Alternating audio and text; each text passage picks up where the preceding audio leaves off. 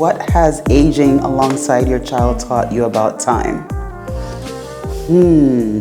Time is precious. Going back to my first daughter, I realized that I felt as if I had a lot of time, but then when I had more children, and each of my children are 8 years apart, so with time, I realized the more I'm able to give them the attention that they need, the more we're able to create a bond.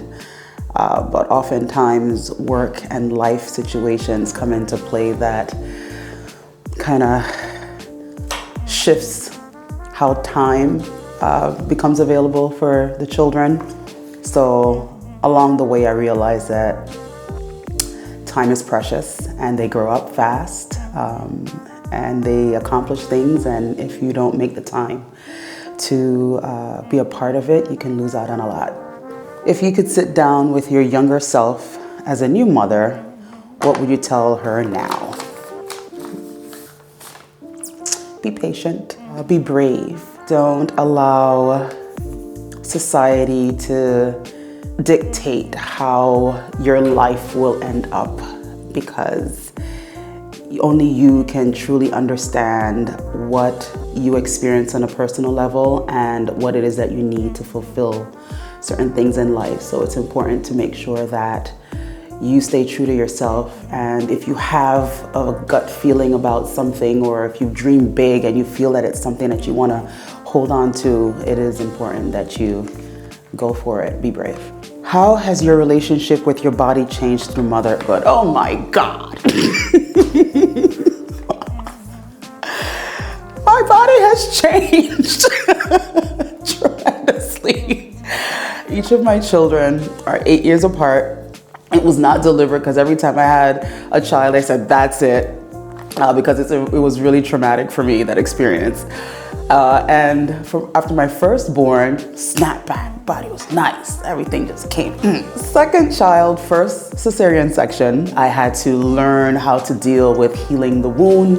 While my body did snap back somewhat, it wasn't, as I anticipated, particularly my midsection. And then my third child came along, and that was a rude awakening. Having a child in your mid-30s can definitely take a toll on your body. My hair fell out. I experienced postpartum in a way that I did not anticipate. I was extremely depressed. I was angry. I felt a lot of emotions. And as a result, I took on more work, more stress, and didn't care for my body in the way that I should have. The pandemic hit, and I realized that something had to be done because I felt beside myself. So I decided to turn to fitness at some point, and that has been life-changing for me, in that now I'm able to maintain physical activity in a way that allows for me to feel stronger, and my body is coming back to a state where I am satisfied. What did your mother teach you, intentionally or unintentionally? Goodness. Unintentionally, I realized that I'm more like my mother than I thought. And if you asked me this anytime before her passing last year, I would have said, are you crazy? Never. Could never be like my mother. So that's the unintentional part of it. Intentionally, she taught me to not accept mediocre. She taught me to play the game as they play it with me.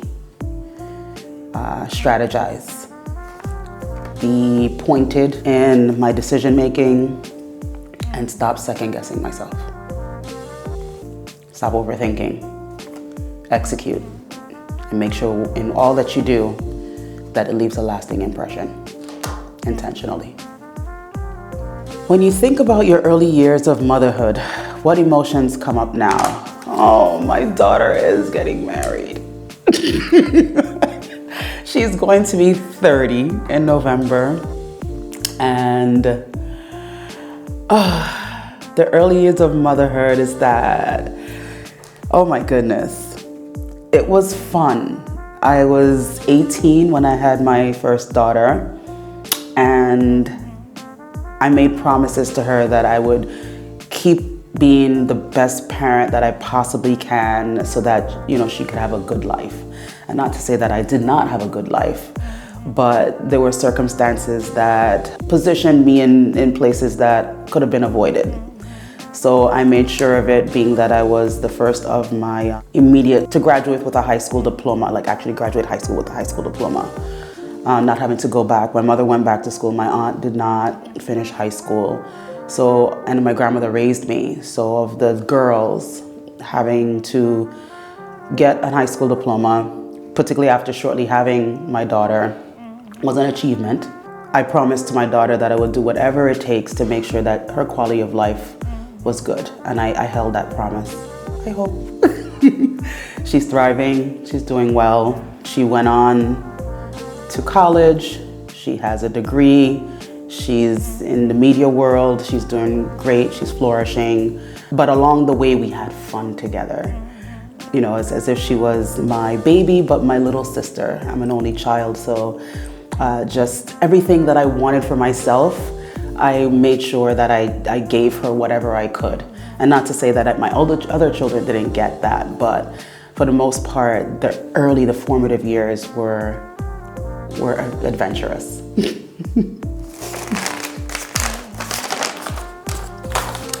What kind of relationship do you hope to have with your child in this stage of life? We're friends. I know parents do not like, there's this Caribbean term, you think I'm one of your friends or what? My children are my friends. At one point, I would even consider them my best friends. And maybe they still are. But yeah, we're friends first.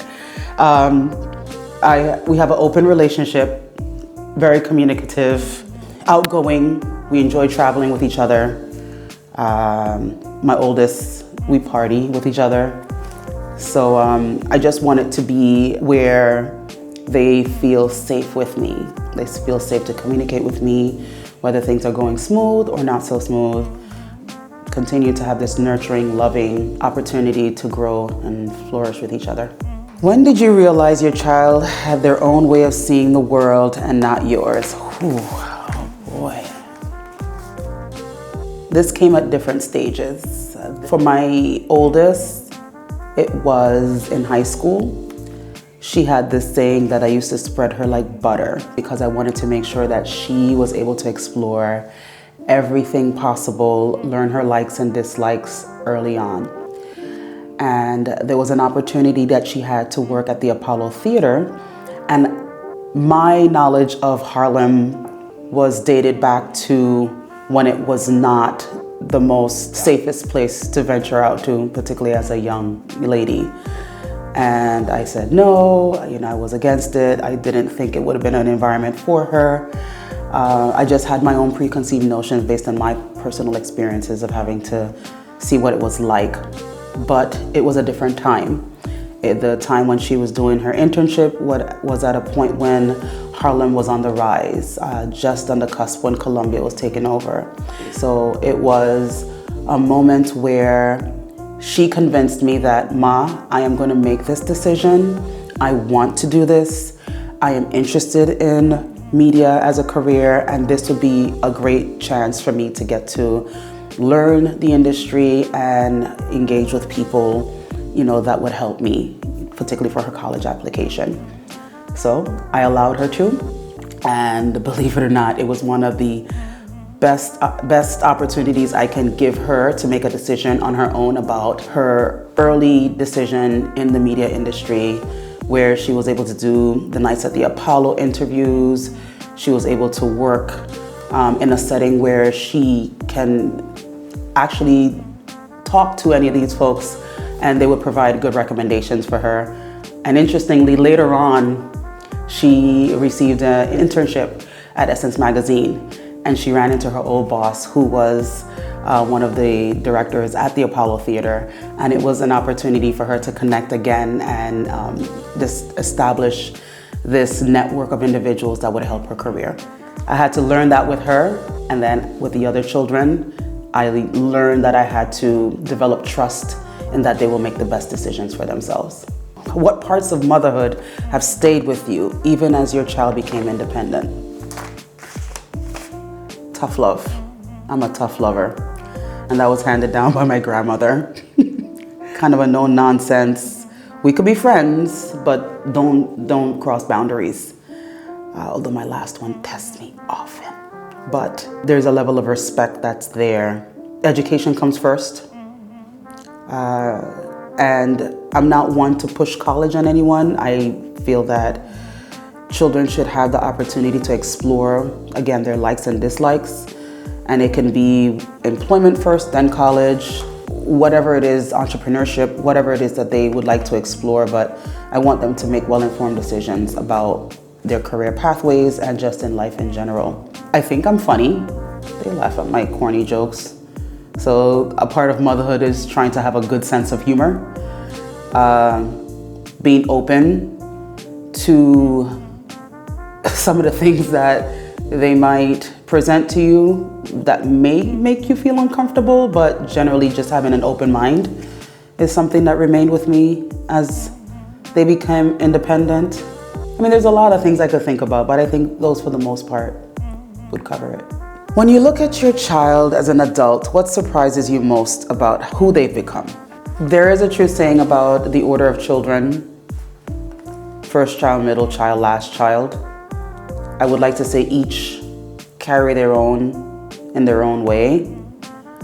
Whereas my daughter, if she had the opportunity to take on the reins, she would hold it all together. She's a go-getter, boss-like, take charge kind of sibling, which surprised me a little bit because I didn't know how she would take things on, but for the most part, she checks in when necessary and is able to be a good human being. Yeah, my son, he surprised me a lot. He was always shy. I didn't think he would have friends. He was just always just close to self. At one point, our relationship took a turn where, it's like he didn't want anything to do with me really. He didn't want to talk with me, didn't want to share his life with me. So that was hard.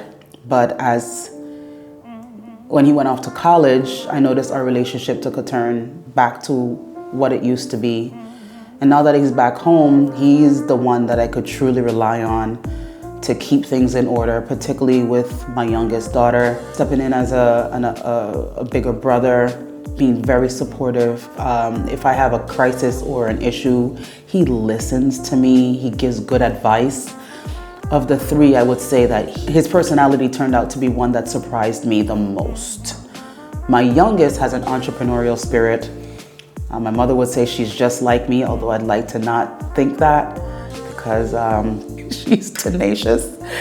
And sometimes I'm like, God, I don't think at that age I had the zeal that she has, that drive, that pushiness, that overtness, that, that flair. And she was also very outgoing as a little girl, but now she's just this big personality, and that has definitely surprised me.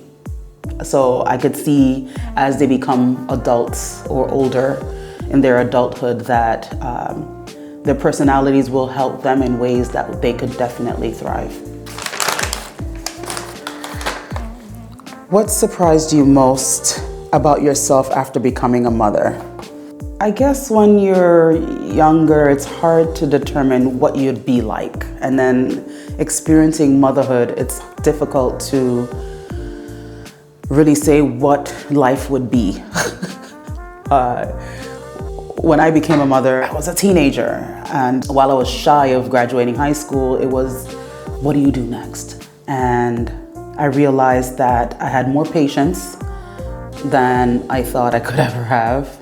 While I was always a determined and stubborn kind of person, I think that worked in my favor in that whatever I said I want, I more or less go after it.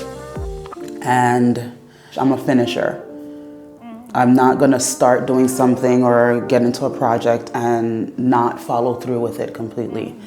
I am one who will always make sure that people around me are also able to benefit from whatever it is that I can provide in some way. That's if you want it.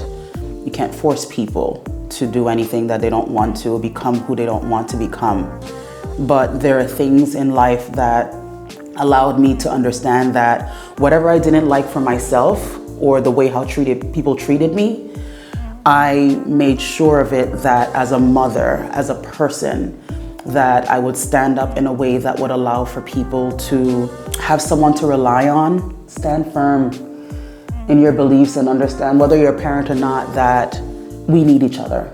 So after becoming a mother, you realize that the support systems are vast.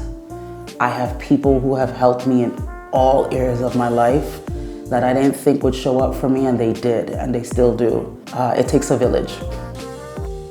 And if you have good people in your tribe, all is possible.